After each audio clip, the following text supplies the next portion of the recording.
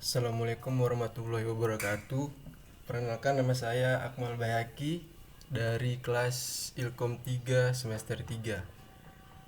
Di sini saya ingin menjelaskan sedikit tentang komunikasi lisan dan tulisan.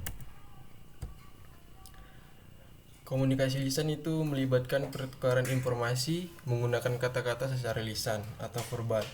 Ini bisa terjadi melalui percakapan, presentasi, diskusi, atau yang lainnya. Kalau komunikasi tulisan itu melibatkan penggunaan kata-kata tertulis untuk menyampaikan informasi, termasuk kayak surat, email, laporan, artikel, dan dokumen tertulis lainnya.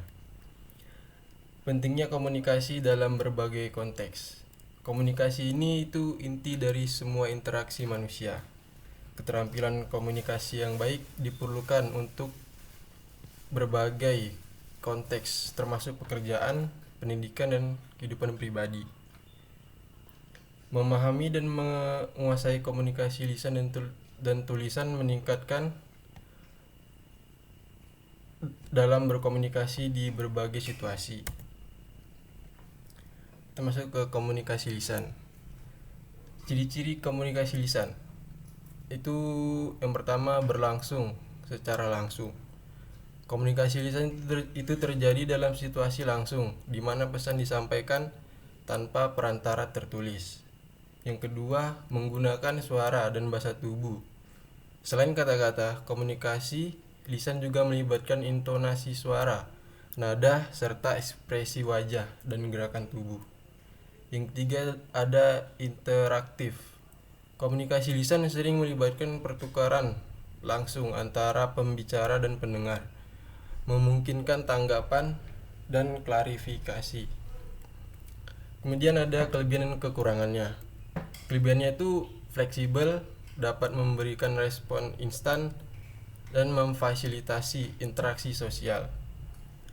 Kelemahannya ada rentan terhadap kesalahpahaman, sulit direkam atau diabadikan, dan terbatas pada audiens yang ada di tempat. Kemudian ada strategi komunikasi lisan yang efektif. Ada 3 strategi. Yang pertama itu aktif mendengarkan, mengamati dan merespon dengan baik terhadap pembicara, memastikan pemahaman dengan mengajukan pertanyaan atau memberikan umpan balik. Yang kedua itu ada penggunaan bahasa tubuh, menekankan pesan dengan ekspresi wajah, gerakan tubuh, dan kontak mata. Memahami kekuatan bahasa tubuh untuk meningkatkan komunikasi nonverbal.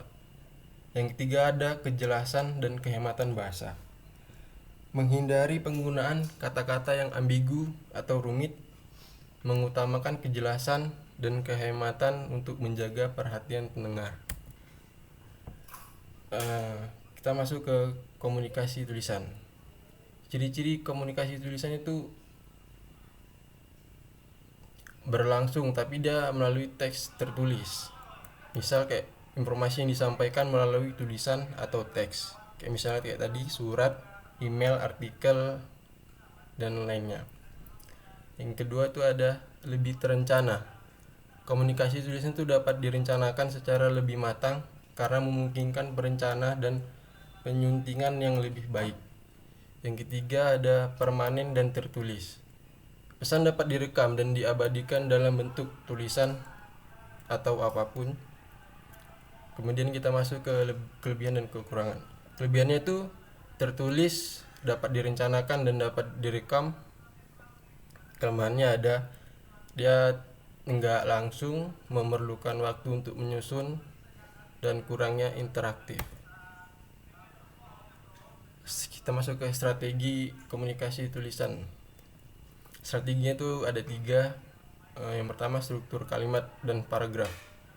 Menjaga kejelasan dengan menyusun kalimat yang singkat dan jelas, menggunakan paragraf untuk mengorganisir ide dan informasi.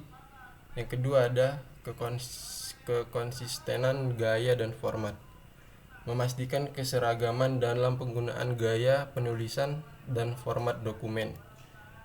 Contohnya Contohnya kayak penggunaan ejaan, tata letak, dan gaya bahasa yang konsisten.